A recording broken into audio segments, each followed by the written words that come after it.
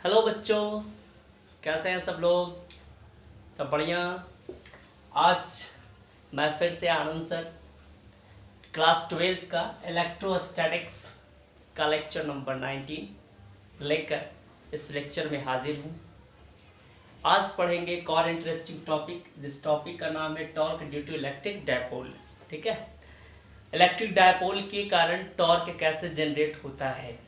ठीक, तो electric dipole के लिए टॉर्क को समझने के लिए सबसे पहले थोड़ा सा ये समझना है कि आखिर टॉर्क होता क्या है। देखो, इलेक्ट्रिक डायपोल के लिए टॉर्क हो या सिंपल किसी काइनेमेटिक्स का जो फोर्स लगता है उसके लिए टॉर्क हो, दोनों सेम ही है। लॉजिक दोनों का सेम है, हाँ वैल्यू थोड़ा चेंज है लेकिन लॉजिक क्या है, सेम है। ठीक है, उसी लॉजिक का यूज करके हम लोग यहाँ पर क्या निकालेंगे, टॉर्क। आखिर टॉर्क होता क्या है। ठीक, तो थोड़ा सा टॉर्क के बारे में भी हम लोग जान लेंगे कि टॉर्क है क्या। क्लियर?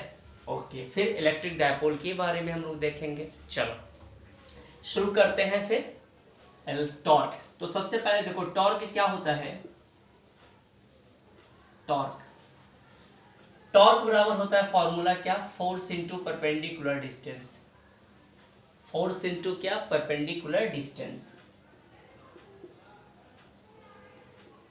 फोर्स इंटू परपेंडिकुलर क्या, डिस्टेंस।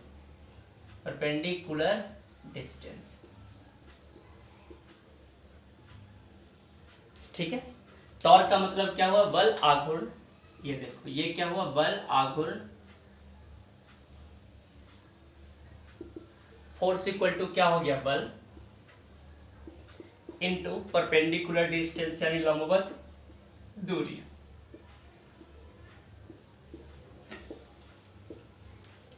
ठीक है, ये फोर्स इनटू परपेंडिकुलर डिस्टेंस क्या, बल गुना क्या हो गया, लंबवत दूरी हो गया। ठीक है ये। अच्छा, अब देखो थोड़ा सा क्या है, टॉर्क कैसे जनरेट होता है। सपोज मान लिया जाए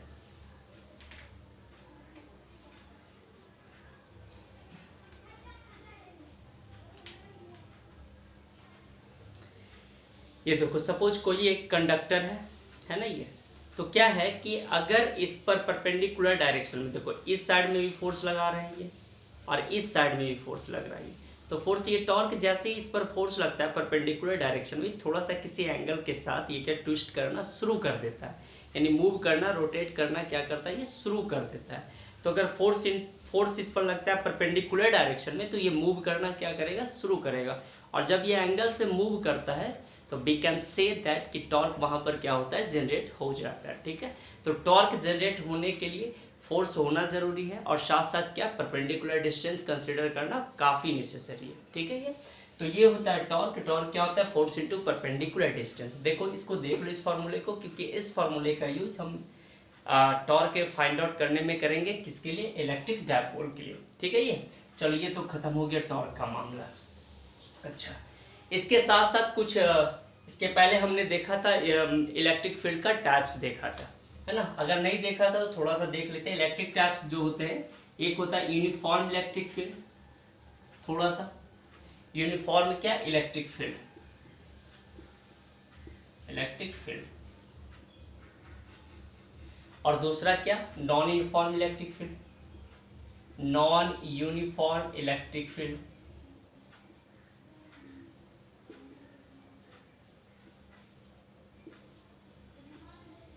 कंप्लीट।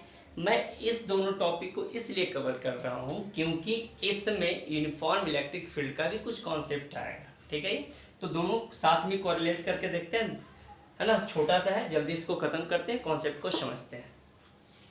देखो, यूनिफॉर्म इलेक्ट्रिक फील्ड का मतलब क्या हुआ, समरूप विद्युत क्षेत्र।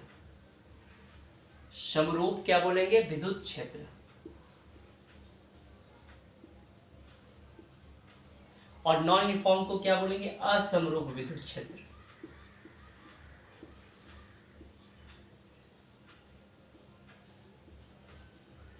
ठीक है जी। देखो समरूप कैसे क्या होगा, इसका डायग्राम देखो कुछ इस तरह से होगा। कैसे, जो देख लो, ये देखो, ये इलेक्ट्रिक फील्ड का डायरेक्शन है। ठीक, अगर इस टाइप से कुछ रहे इलेक्ट्रिक फील्ड का ये डायग्राम तो हम बोलेंगे ये कैसा इलेक्ट्रिक फील्ड है, ये यूनिफॉर्म इलेक्ट्रिक फील्ड है, क्योंकि हर एक पॉइंट पर, यूनिफॉर्म का मतलब क्या हुआ, समरूप, मतलब हर एक पॉइंट पर इलेक्ट्रिक फील्ड का वैल्यू क्या रहेगा, सेम रहेगा। ये देखो जितना भी इलेक्ट्रिक फील्ड का ये है सब क्या हर पॉइंट पर क्या है, सेम है। इसी कारण इस टाइप के इलेक्ट्रिक फील्ड को हम लोग क्या कहते हैं, यूनिफॉर्म इलेक्ट्रिक फील्ड। अच्छा, असमरूप इलेक्ट्रिक फील्ड का मतलब क्या हो गया, जैसे देखो कुछ ऐसे इलेक्ट्रिक फील्ड है, कुछ इस तरह से इलेक्ट्रिक फील्ड है। तो ये क्या है, ये यूनिफॉर्म नहीं, ये नॉन यूनिफॉर्म है। उसके बाद कुछ इस तरह से इलेक्ट्रिक फील्ड है, तो ये नॉन यूनिफॉर्म इलेक्ट्रिक फील्ड होता है। कैसा होता है ये, नॉन यूनिफॉर्म, क्योंकि इसके हर एक पॉइंट पर, है ना, हर पॉइंट पर इलेक्ट्रिक फील्ड का जो वैल्यू होगा वो क्या, सेम नहीं होता है। तो अगर इलेक्ट्रिक फील्ड का वैल्यू सेम है तो यूनिफॉर्म इलेक्ट्रिक फील्ड, अगर इलेक्ट्रिक फील्ड का वैल्यू सेम नहीं है तो क्या होगा, non uniform electric field. Clear. इसमें देखो हर एक पॉइंट पर इलेक्ट्रिक फील्ड का डायरेक्शन वैल्यू क्या है, सेम होता है। यहाँ यहाँ यहाँ कहीं भी इलेक्ट्रिक फील्ड का वैल्यू क्या रहेगा, सेम रहेगा। तो इसे क्या बोलेंगे, यूनिफॉर्म इलेक्ट्रिक फील्ड बोलेंगे। और इसमें क्या देखो, ऐसे कुछ कर्व टाइप का है, कुछ ऐसे जा रहा है, तो ये कैसा है, नॉन यूनिफॉर्म इलेक्ट्रिक फील्ड। तो आज जो हम लोग पढ़ेंगे torque due to electric dipole, है ना, उसमें हम लोग यूनिफॉर्म इलेक्ट्रिक फील्ड को कंसीडर करेंगे। किससे, यूनिफॉर्म इलेक्ट्रिक फील्ड। और यूनिफॉर्म इलेक्ट्रिक फील्ड का मतलब क्या हुआ, समरूप विद्युत क्षेत्र। कंप्लीट यहाँ तक, ठीक है, नोट करो इसे।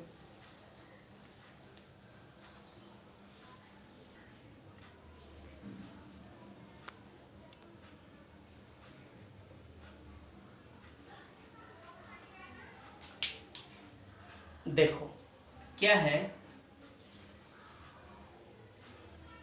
हमने क्या किया, एक इलेक्ट्रिक डायपोल लिया। ये देखो ये भी क्या है, इलेक्ट्रिक डायपोल है, ठीक है।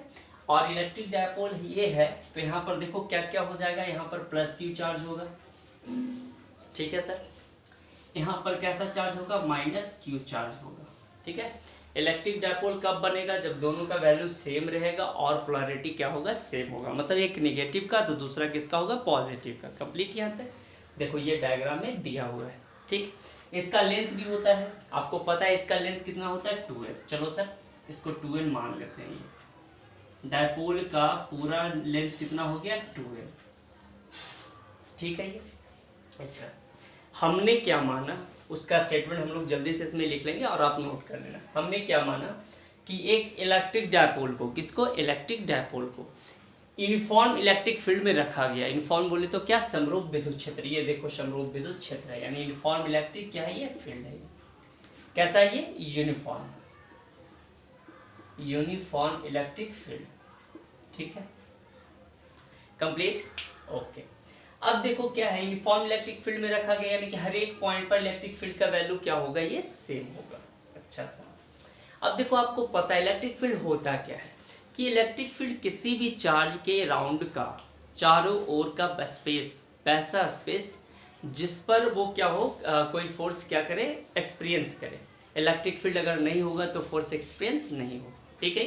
अच्छा, तो देखो अगर इलेक्ट्रिक फील्ड की बात आ गई है तो जैसे ही इलेक्ट्रिक फील्ड आएगा तो इस पर फोर्स आएगा, ठीक है। देखो इसके कारण फोर्स का डायरेक्शन इधर होगा, क्योंकि आपको पता है जिधर की तरफ इलेक्ट्रिक फील्ड उसी के लॉन्ग में क्या होता है, वैल्यू होता है किसका, फोर्स का। या कह सकते हैं जिधर फोर्स का वैल्यू होता है उधर का ही किसका डायरेक्शन होता है, ये जिधर फोर्स का डायरेक्शन उधर की तरफ ही इलेक्ट्रिक फील्ड का डायरेक्शन। तो चलो सर, इधर अगर इलेक्ट्रिक फील्ड है इधर के लिए, पॉजिटिव के लिए, तो पॉजिटिव का डायरेक्शन सेम होगा, ये कुछ ऐसे आएगा, ठीक है। ये बन गया ये फोर्स, ठीक।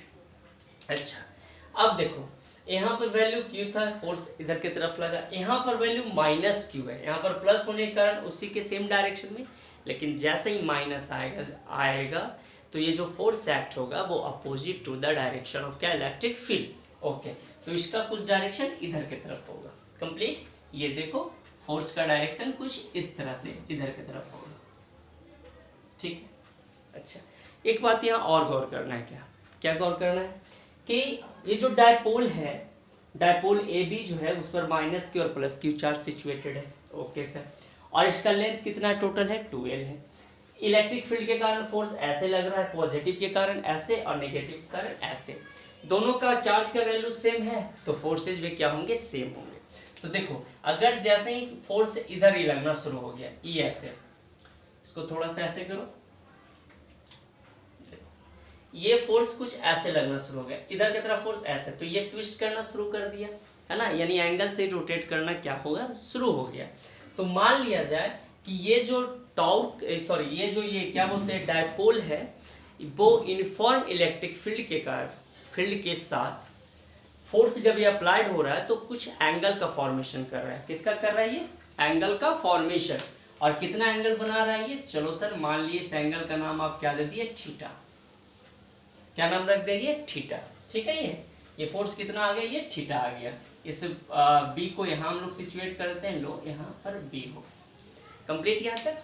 अच्छा, ए और बी ये डायपोल था, डायपोल का लेंथ 12 था, और इसे जब इलेक्ट्रिक फील्ड में रखा गया था तो इलेक्ट्रिक फील्ड में कितना एंगल बना रहा है, ये थीटा एंगल बना रहा है। कंप्लीट यहाँ तक। पहला कॉन्सेप्ट इज दैट, अगर आपसे कोई पूछे कि अगर अगर डायपोल को इलेक्ट्रिक फील्ड में रखा जाता है, यूनिफॉर्म इलेक्ट्रिक फील्ड में, तो नेट फोर्स कितना होता है, तो देखो यहाँ पर ये वाला फोर्स जो है, फोर्स वो लग रहा है इधर, इक्वल फोर्स, और उतना ही फोर्स इधर लग रहा है, तो नेट फोर्स क्या हो जाएगा, 0 हो जाएगा। कंप्लीट। अच्छा, इस फोर्स का वैल्यू क्या आ जाएगा, जो देख लो, आपको पता है कि इलेक्ट्रिक फील्ड बराबर आपने पढ़ा था फोर्स पर यूनिट चार्ज, पढ़ा था कि नहीं पढ़ा था। चलो जी, अगर फोर्स की बात करेंगे तो ये क्या हो जाएगा, QE आ जाएगा। ठीक है, तो देखो इधर जो फोर्स लग रहा है, इधर ये वाला फोर्स, ये भी एक QE होगा। इधर भी फोर्स जो लग रहा है उसका वैल्यू कितना होगा, FQE। ठीक है, ये किसके लिए, पॉजिटिव के लिए, E किसके लिए हुआ, नेगेटिव के लिए। और अगर आपसे कोई पूछे कि इलेक्ट्रिक डायपोल के लिए टोटल फोर्स, नेट फोर्स कितना होता है, देखो F नेट। ठीक है, F क्या, नेट। तो F पॉजिटिव और ये क्या हो जाएगा, माइनस का F नेगेटिव। यहाँ पर माइनस क्यों हुआ, क्योंकि एक लग रहा है दाएं तो दूसरा किधर, बाएं। तो देखो नेट फोर्स कितना हो जाएगा यहाँ पर, आप अगर ऐसे लिखना चाहते हो तो QE माइनस क्या, QE। QE क्या हो जाएगा, खत्म। QE खत्म हो गया भाई। तो ये नेट फोर्स कितना आ गया, इसका 0 आ गया। ठीक है, तो इलेक्ट्रिक डायपोल के लिए जब यूनिफॉर्म इलेक्ट्रिक फील्ड में रखा जाता है तो जो डायपोल पर नेट फोर्स होता है वो क्या होता है, 0 होता है। कंप्लीट यहाँ तक। ये था पहला छोटा सा इसका कॉन्सेप्ट। कंप्लीट। नेट फोर्स क्या होगा इलेक्ट्रिक डायपोल के लिए, 0। नोट करो ऐसे, उसके बाद इसका और भी पूरा कंप्लीट सॉल्यूशन होता है।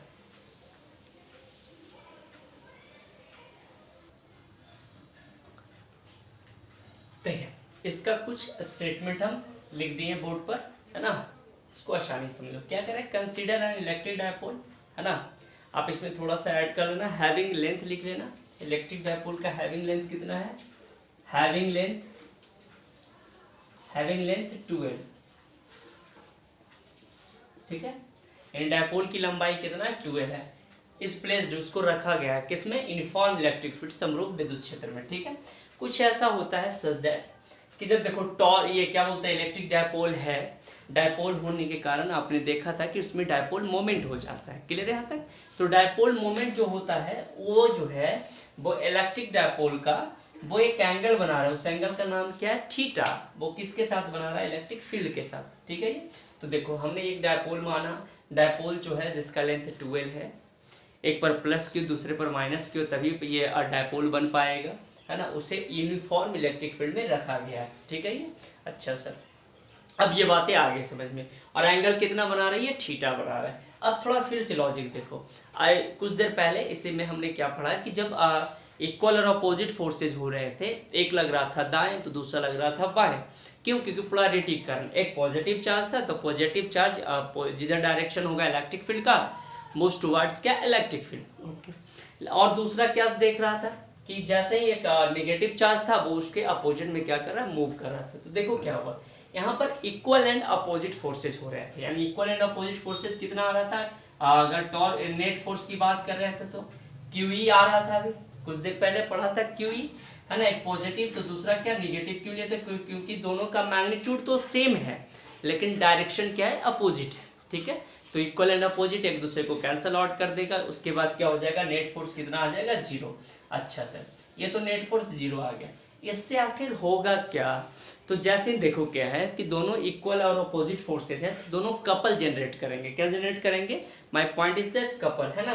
और जैसे ही कपल जनरेट करेगा तो कपल जो होगा, ये आपने 11th में पढ़ा होगा, है ना, टॉर्क का ये मामला था। जब कपल आता है तो क्या प्रोड्यूस हो जाता है, टॉर्क प्रोड्यूस हो जाता है। अच्छा सर, अब क्या होगा, कपल जो होगा, कपल होने के कारण या इसको क्या रोटेट करना क्या कर देगा, शुरू कर देगा। जैसे ही रोटेट करना शुरू कर देगा तो इलेक्ट्रिक डायपोल में क्या जनरेट हो जाएगा, क्या बोलते हैं उसको, टॉर्क।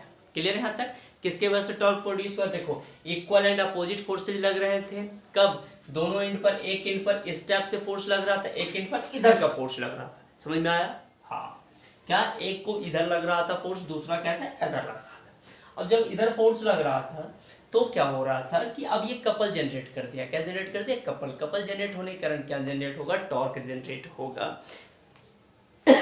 यानी कि क्या, ये जो है ये रोटेट करना क्या कर देगा, शुरू कर देगा, कौन, इलेक्ट्रिक डायपोल। कंप्लीट यहाँ तक?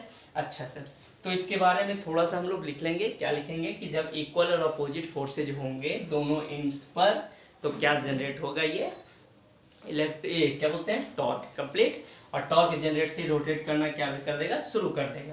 कंप्लीट। तो इसको हम ऐसे मिटा देते हैं, है ना।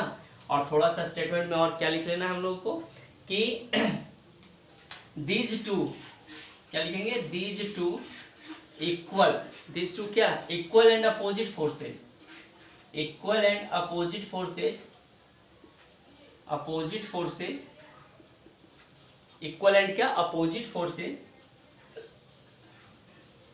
प्रोड्यूस कपल, प्रोड्यूस क्या, कपल, एक युग्म तैयार करेंगे, ठीक है। ड्यू टू दिस, इसके कारण क्या होगा, due to this, due to this dipole will be क्या, स्टार्ट टू क्या, rotate. Due to this dipole will be, dipole will be start to rotate. Rotate करने के लिए क्या हो जाएगा, ये स्टार्ट हो जाएगा, ठीक है। Then torque will be generate, then क्या, टॉर्क विल बी क्या, जनरेट, टॉर्क विल बी क्या हो जाएगा, जनरेट हो जाएगा, प्रोड्यूस,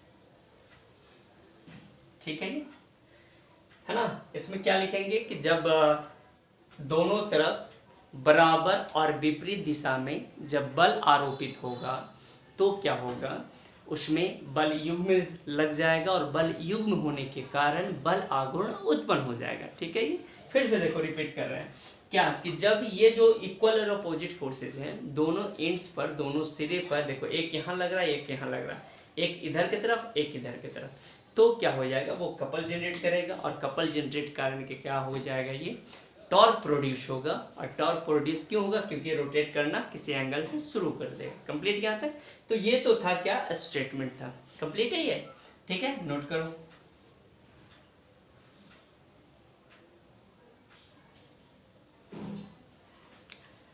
अब क्या है, अब इसका एक्सप्रेशन फाइंड करेंगे, टॉर्क का क्या होता है, ठीक है। स्टेटमेंट हमने देख लिया, अब देखो क्या करना है। टॉर्क प्रोड्यूस करने के लिए हमने क्या सीखा कि जब टॉर्क तब प्रोड्यूस होगा जब क्या, फोर्स और परपेंडिकुलर डिस्टेंस होगा। तो भाई साहब क्या है कि यहाँ पर फोर्स का तो पता चल रहा है कि F बराबर क्या है, QE है। F बराबर कितना फोर्स जनरेट कर रहा था, QE जनरेट कर रहा था, ये क्लियर है यहाँ तक। ये भी F बराबर कितना जनरेट कर रहा था, QE, ठीक। लेकिन क्या फोर्स पता हो गया, परपेंडिकुलर डिस्टेंस पता करना है, ठीक है। तो देखो हम लोग क्या करेंगे, एक परपेंडिकुलर ड्रॉ करेंगे। क्या ड्रॉ करेंगे, परपेंडिकुलर। देखो भाई साहब, ड्रॉ ए परपेंडिकुलर, ठीक है। ये देखो ड्रॉ ए परपेंडिकुलर, ड्रॉ कर दिया, है ना। एक क्या, परपेंडिकुलर ड्रॉ किया। तो ड्रॉ ए परपेंडिकुलर ऑन क्या, ए, इसका नाम क्या देंगे, सी, ठीक है। उस परपेंडिकुलर का नाम क्या है, BC है। परपेंडिकुलर कौन सा है, देखो ये क्या हुआ, BC। BC क्या है यहाँ पर, BC is a perpendicular. BC क्या है जी, परपेंडिकुलर है। किस पे परपेंडिकुलर, ये देखो ये AC पर हो गया। अच्छा जी, अब परपेंडिकुलर पता चल गया, लेकिन क्या परपेंडिकुलर का वैल्यू है दिया हुआ, नहीं। तो अगर वैल्यू दिया हुआ ना है तो कैसे ये निकाल पाएंगे हम लोग, क्या कि इसका टॉर्क का कितना वैल्यू होता है, ठीक है। तो थोड़ा सा लॉजिक लगाए यहाँ पर, देखो अगर ये थीटा है, अगर ये थीटा है और अगर ये पैरेलल है तो ये क्रॉसपॉन्डिंग एंगल के कारण ये भी थीटा हो जाएगा। गॉट इट, देख लो, अगर ये थीटा है, अगर ये थीटा है तो ये भी क्या हो जाएगा, थीटा हो जाएगा। किसके कारण, क्रॉसपॉन्डिंग एंगल के कारण, संगत कोण के कारण। कंप्लीट।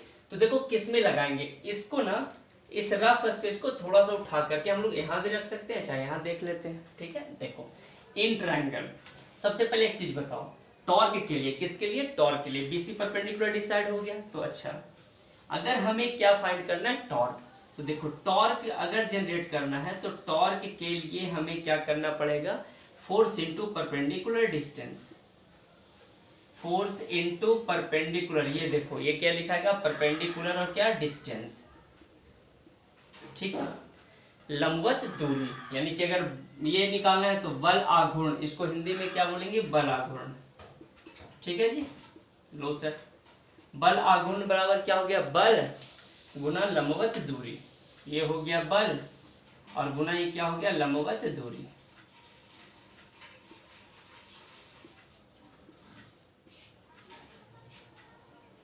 बल गुना कौन सा दूरी हो गया, ये लंबवत दूरी हो गया। ठीक है ये, अच्छा अब देखो आखिर ये बनेगा कैसे। तो सर ये फोर्स तो पता चल रहा है कि फोर्स F बराबर क्यू ही है, परपेंडिकुलर डिस्टेंस है, परपेंडिकुलर डिस्टेंस के लिए क्या हो जाएगा, देखो इसके परपेंडिकुलर में, F के परपेंडिकुलर में ये तो नहीं हो सकता है, F के परपेंडिकुलर में कौन सा ये है, देखो ये वाला, यही 90 बना रहा है ये जगह पे, ये देखो ये 90 बना रहा है।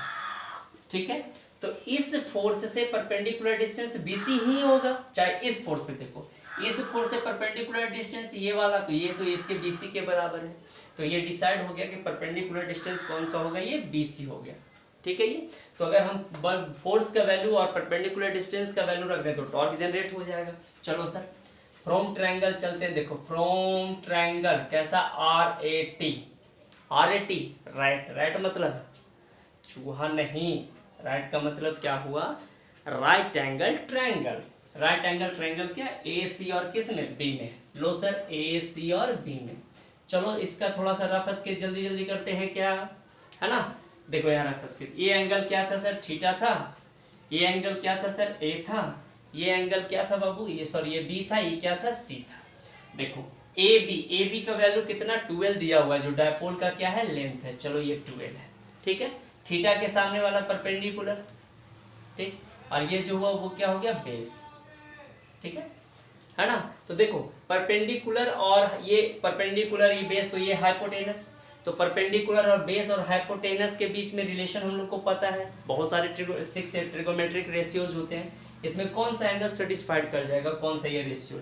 देखो परपेंडिकुलर चाहिए और हमें हाइपोटेनस दिया हुआ है, तो लगा देंगे क्या, साइन थीटा लगाएंगे, तो देखो लगाओ साइन थीटा, तो साइन थीटा बराबर क्या होता है sir ji, perpendicular by hypotenuse.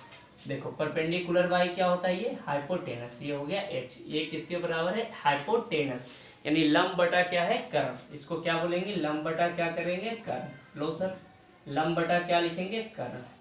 ठीक है, साइन थीटा इक्वल टू क्या, परपेंडिकुलर बाई हाइपोटेनस, लगाओ साइन थीटा इक्वल टू कितना होगा सर बताओ, साइन थीटा बराबर हो गया P बाई H, P कितना दिया हुआ है, BC, हाइपोटेनस क्या है, AB। ठीक, साइन थीटा इक्वल टू क्या हो जाएगा, BC रहने देते हैं सर, AB किसके बराबर है, 12 के बराबर है। ठीक, क्रॉस मल्टीप्लिकेशन होगा तो BC बराबर क्या हो जाएगा, 12 और क्या हो जाएगा, साइन थीटा। ठीक, यानी कहने का मतलब कि जो परपेंडिकुलर डिस्टेंस था, लंबवत दूरी, उसका वैल्यू कितना आ गया, 12 क्या आ गया, साइन थीटा आ गया। कंप्लीट। अब इसके वैल्यू को हम लोग यहाँ पुट कर देंगे तो क्या निकल जाएगा, टॉर्क। ठीक है सर, अब बताओ टॉर्क को हम लोग किससे इंडिकेट करते हैं, टाउ से, किससे, टाउ से। देखो ये टाउ हो गया। ठीक है, बल यानी बोले तो फोर्स कितना लग रहा है, QE, लगाओ सर QE गुना परपेंडिकुलर डिस्टेंस कितना, BC ना था, BC कितना आ गया, 12 साइन थीटा, ये देखो 12 क्या हो गया, साइन थीटा हो गया। कंप्लीट यहाँ तक है ना, तो टॉर्क का वैल्यू क्या हो गया, ये देखो इसको ऐसा लिखते हैं, Q इंटू 12 को एक साथ लिख देते हैं, चलो सर लिख दिया। ठीक है, और E क्या हो गया, साइन थीटा हो गया। ठीक, और आपको पता है Q इंटू 12 जो होता है वो डायपोल मोमेंट होता है, विद्युत ध्रुव आघूर्ण, Q into 12 equal to dipole moment, है ना। तो ये जो हो जाएगा वो क्या हो जाएगा, डायपोल मोमेंट, यानी टाउ बराबर क्या आ जाएगा, PE और क्या आ गया, साइन थीटा। तो ये टॉर्क का क्या आ गया, वैल्यू आ गया। ठीक है, ये टॉर्क का क्या आ गया, वैल्यू आ गया, टॉर्क बराबर क्या आ गया, PE साइन थीटा। कंप्लीट यहाँ तक। अच्छा एक चीज और, अगर मान लीजिए आपसे पूछे कि टॉर्क कैसा क्वांटिटी है, तो टॉर्क जो है वो कैसा है, वेक्टर क्वांटिटी है। कंप्लीट। अब देखो आपको पता है यहाँ साइन थीटा का आया वैल्यू, अगर ये कॉस थीटा रहता तो कैसा प्रोडक्ट होता, डॉट प्रोडक्ट, है ना। और लेकिन यहाँ पर साइन थीटा तो कैसा प्रोडक्ट होगा, क्रॉस प्रोडक्ट। कैसा प्रोडक्ट, क्रॉस प्रोडक्ट। ठीक है। ये तो टाउ बराबर हम लोग क्या लिखेंगे, टाउ बराबर क्या लिख सकते हैं, पी और ई का कैसा प्रोडक्ट लेंगे, क्रॉस प्रोडक्ट। ये देखो पी क्रॉस ई, और यहाँ पर भी क्या लगा देंगे, वेक्टर। कंप्लीट यहाँ तक। तो ये जो था इसका वेक्टर फॉर्म, कैसा फॉर्म आ गया, ये वेक्टर फॉर्म, वेक्टर फॉर्म। ठीक है। ये कंप्लीट, यानी इसका वेक्टर फॉर्म कितना हो गया, पी क्रॉस में आ जाएगा। कंप्लीट। P बराबर क्या हो गया, Q into two L. P बराबर क्या, Q इंटू टू एल। और P क्या होता है, डायपोल मोमेंट होता है। कंप्लीट यहाँ तक। तो इस टाइप से जो थे इसका वैल्यू हमने फाइंड आउट कर लिया। उसके बाद अब क्या करना है, इसके कब मैक्सिमम होते हैं कब मिनिमम होते हैं उसके बारे में भी हम लोग थोड़ा सा देखेंगे। ठीक है। ये सबसे पहले टॉर्क बराबर कितना आ गया, फॉर्मूला पीई क्या, साइन थीटा। थीटा क्या है, किसके किसके बीच का एंगल, देखो डायपोल मोमेंट है ना, और किसके, इलेक्ट्रिक फील्ड के बीच का क्या है, एंगल। कंप्लीट यहाँ तक। तो ये जो था वो किसका एक्सप्रेशन निकल गया, torque due to electric dipole. Torque due to क्या, इलेक्ट्रिक डायपोल, यानी विद्युत द्विध्रुव के लिए बल आघूर्ण। ठीक है। इन यूनिफॉर्म इलेक्ट्रिक फील्ड, कैसा, यूनिफॉर्म क्या, इलेक्ट्रिक फील्ड, यानी कि समरूप विद्युत क्षेत्र में। ठीक है। तो समरूप विद्युत क्षेत्र में यानी यूनिफॉर्म इलेक्ट्रिक फील्ड के लिए इलेक्ट्रिक डायपोल के कारण जो टॉर्क प्रोड्यूस होगा उसका expression we have to calculate. कितना है, हमने कंप्लीट कर लिया, कैलकुलेट कर लिया, कितना, tau equal to P sine theta. ठीक है। ये नोट करो।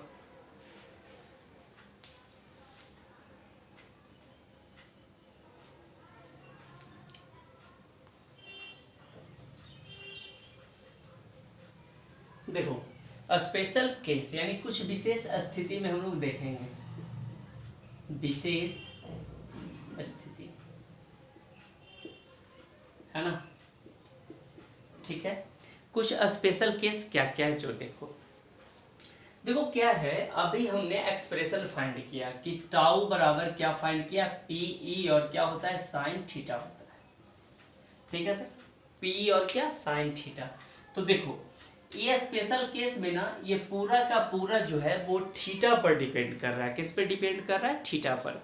कि जैसे ही थीटा का वैल्यू ज्यादा हो या कम हो उसके अनुसार टॉर्क का वैल्यू क्या होगा, मतलब डिविएट करेगा, डिफर करेगा, बार बार क्या चेंज होते रहेगा, है ना। कब मैक्सिमम होंगे कब मिनिमम होंगे, तो इस टाइप के कॉन्सेप्ट को हम लोग क्या करते हैं, सीखते हैं। पहला कॉन्सेप्ट, सपोज मान लेते हैं इफ, माना फर्स्ट केस, फर्स्ट केस क्या माना भाई, पहला इफ थीटा बराबर आपने क्या मान लिया, 0 डिग्री। थीटा बराबर क्या हो गया, 0 डिग्री। ठीक है। थीटा बराबर कितना, 0 डिग्री। अब देखो थीटा जैसे ही 0 हो गया तो थीटा 0 होगा, दैट मीन्स क्या, पहले क्या था, पहले जो था इधर देखो, पहले क्या था, टॉर्क कैसे था, सॉरी डायपोल कैसे था, कुछ इस तरह से था, ऐसे था डायपोल, ये ऐसे और ये ऐसे था। सपोज यहाँ भी कुछ इलेक्ट्रिक फील्ड जा रहा था, ये यूनिफॉर्म इलेक्ट्रिक फील्ड है ना। यहाँ भी क्या था, ए था, ए यहाँ था, यहाँ पर बी था, यहाँ पर माइनस क्यू, यहाँ पर प्लस क्यू। इधर जा रहा था एफ बराबर क्यू ई, और इधर हो रहा था क्या, एफ बराबर क्या, क्यू ई, यहाँ भी आ रहा था। ठीक है। ये अच्छा, ये हमने देख लिया। लेकिन अब कंसीडर क्या किया कि थीटा जो है वो 0 डिग्री, यानी डायपोल ऐसे ना होकर के डायपोल ठीक ऐसे हो जाए, देख लो हो जाएगा, यानी इलेक्ट्रिक फील्ड के पैरेलली एकदम जाएगा। कैसे, जो देखो, यानी कि जब थीटा बराबर 0 डिग्री है दैट मींस क्या, ये ऐसे, ये अगर कुछ इलेक्ट्रिक फील्ड का नोटेशन ऐसे है तो यहाँ पर जो टॉर ये डायोड क्या होता है, डायपोल होगा, इलेक्ट्रिक डायपोल कुछ इस तरह से होगा। और भी एक ग्राफ बना लेते हैं इलेक्ट्रिक फील्ड का, चलो सर बना लिया। तो कुछ इस तरह से कैसे होगा, जो देखो बाबू ऐसे होगा मुन्ना, ये इधर माइनस क्यू, इधर क्या, प्लस क्यू। ठीक है। अब देखो जैसे ही 0 डिग्री आएगा तो टॉर्क कितना हो जाएगा, तो टॉर्क बराबर जो वैल्यू होता है, टॉर्क बराबर इसके लिए थीटा बराबर 0 डिग्री है ना, ये कुछ थीटा था, थीटा क्या हो गया, 0 डिग्री, एकदम ऐसे हो गया। तो टॉर्क बराबर हो जाएगा पीई साइन 0, और साइन 0 का वैल्यू कितना होता है, 0 होता है। तो टॉर्क बराबर क्या हो गया, पीई इंटू क्या हो गया, 0, यानी देन वी गेट टाउ बराबर कितना हो गया, 0। किसी भी तरह का टॉर्क प्रोड्यूस नहीं होगा। यानी कैसा ये ये कैसा कंडीशन आ गया, तो ये टॉर्क बराबर 0, तो ये स्टेबल इक्विलिब्रियम हो गया एकदम, इक्विलिब्रियम कंडीशन या स्टेबल आप कह सकते हैं। या कौन सा कंडीशन बोलेंगे, इक्विलिब्रियम कंडीशन, ठीक है। ये स्टेबल हो गया और क्या हो गया, इक्विलिब्रियम। कब, जब थीटा बराबर कितना डिग्री, 0 डिग्री। अब थोड़ा एक चीज और देखो, कब कब ये 0 डिग्री, ये 0 हो सकता है। एक तो थीटा बराबर 0 डिग्री हो गया, दूसरा क्या हो सकता है कि थीटा बराबर कितना, 180 डिग्री हो, ठीक है। क्योंकि थीटा जैसे ही 180 डिग्री हो जाएगा तो आपको पता है कि टाउ बराबर जो वैल्यू है पीई साइन थीटा होता है ना। लगाओ सर, यहाँ टाउ बराबर क्या लिखेंगे, पीई साइन 180, और साइन 180 का वैल्यू भी क्या होता है, 0 होता है, यानी 180 कह दे या क्या कह दे आप, पाई, है ना। तो इस कंडीशन में भी क्या हो जाएगा, पी इंटू क्या हो जाएगा, 0, और इसका वैल्यू क्या हो जाएगा, 0 हो जाएगा, यानी 0/सन्नाटा, ठीक है। तो टॉर्क का वैल्यू जैसे ही 0 आ गया तो कैसा कंडीशन हो गया, ये स्टेबल कंडीशन, या इसको आप कह सकते हैं इक्विलिब्रियम कंडीशन। ये देखिए कब, जब थीटा बराबर कितना रहेगा, 0 डिग्री रहेगा। गॉट इट, नोट करो।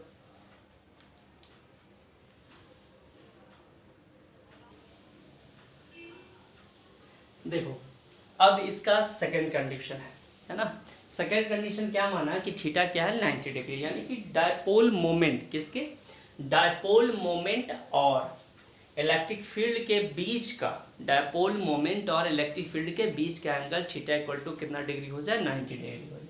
देखो क्या करना है कि कुछ इस तरह से आएगा, ये देखो, ये ऐसे 3 ही लेते हैं हम समझने के लिए, सीखना है ना। चलो सर एक और ले लो, गुस्सा कर रहे होगे, है ना। चलो ये कैसा इलेक्ट्रिक फील्ड है, सबसे पहला यूनिफॉर्म। अच्छा से देखो, यहाँ पर आपने डायपोल माना, डायपोल इलेक्ट्रिक डायपोल, इस डायपोल के वैल्यू आपने क्या माना, चलो सर यहाँ पर प्लस क्यू माना, यहाँ पर कैसा क्यू, माइनस क्यू, ठीक है। आपको पता है कि डायपोल का डायरेक्शन, डायपोल मोमेंट का डायरेक्शन माइनस से प्लस क्यू। चलो सर ये रहा डायपोल मोमेंट। अब देखो क्या है, डायपोल मोमेंट और इलेक्ट्रिक फील्ड का वैल्यू जो है, सॉरी एंगल जो है दोनों के बीच का 90 डिग्री। ये देखो ये कितना डिग्री, 90 डिग्री। ये ऐसे जा रहा है इलेक्ट्रिक डायपोल ऐसे, ये ऐसे, डायपोल मोमेंट ऐसे, ठीक है। तो क्या है कि इसका थीटा कितना डिग्री हो गया, 90 डिग्री। अब लगाएंगे वैल्यू, कौन सा वैल्यू लगाएंगे, फॉर्मूला वही है, टॉर्क बराबर क्या, पीई साइन थीटा, ठीक है। अब थीटा 90 है, लगाओ सर, तो टाउ बराबर क्या हो जाएगा, पीई साइन कितना हो जाएगा, 90, साइन 90 का वैल्यू 1, तो यानी टाउ बराबर क्या हो जाएगा, पीई हो जाएगा, ठीक है। तो जैसे ही टाउ बराबर पी आ गया तो ये क्या हो गया, ये इसको हम कह सकते हैं कि मैक्सिमम टॉर्क जनरेट करेगा। कैसा टॉर्क, मैक्सिमम टॉर्क, ठीक है। तो मैक्सिमम टॉर्क कब जनरेट करेगा, जब ये ठीक कितना डिग्री पर होगा, 90 डिग्री पर होगा, यानी थीटा इक्वल टू कितना डिग्री, 90 डिग्री, ये देखो, है ना। तो 90 डिग्री जैसे ही आएगा, किसके किसके बीच का एंगल, डायपोल मोमेंट और इलेक्ट्रिक फील्ड के बीच का एंगल। ये देखो डायपोल मोमेंट जा रहा है ऐसे, इलेक्ट्रिक फील्ड ऐसे, कुछ इस तरह से, ये है ना। ये देखो ये ऐसे, है ना, डायपोल मोमेंट ऊपर, इलेक्ट्रिक फील्ड ऐसे, दोनों के बीच का कितना, 90 डिग्री। तो इस टाइम में टॉर्क का जो होगा वैल्यू, वो क्या होगा, मैक्सिमम होगा। कंप्लीट याद है। तो ये जो था आज का जो लेक्चर था, वो टोटली डिपेंड किया था इलेक्ट्रिक डायपोल के द्वारा जो टॉर्क जनरेट होता है उसके बारे में हमने इस लेक्चर में चर्चा करी, ठीक है। आई होप कि ये वीडियो आपको पसंद आया होगा। अगर कुछ कॉन्सेप्ट अगर मान लीजिए समझ में नहीं आया तो वीडियो को रिमाइंड करो, है ना, फिर से देखो, समझ में आ जाएगा, और अच्छे से पढ़ो, है ना। और जो बच्चे अभी चैनल पर नए हो, जल्दी जल्दी सब्सक्राइब करो, ताकि आने वाले वीडियो का अपडेट आपको मिलते रहे, और घर बैठे सुरक्षित रहें, है ना। इस लॉकडाउन में कंप्लीट आप पढ़ाई करते रहें, क्योंकि मैं आनंद सर आप लोगों के लिए लगातार वीडियो बना रहा हूँ, ठीक है। 12th का 11th का भी वीडियो मैं लेकर आऊँगा, लेकिन कुछ दिनों बाद। तो थोड़ा सा जो भी पढ़ रहे हैं 12th का ज़रूरी है, इसलिए आप क्या करो, जल्दी जल्दी क्या, लाइक करो, शेयर करो, सब्सक्राइब करो, ठीक है। तब तक के लिए क्या, गुड बाय, टेक केयर।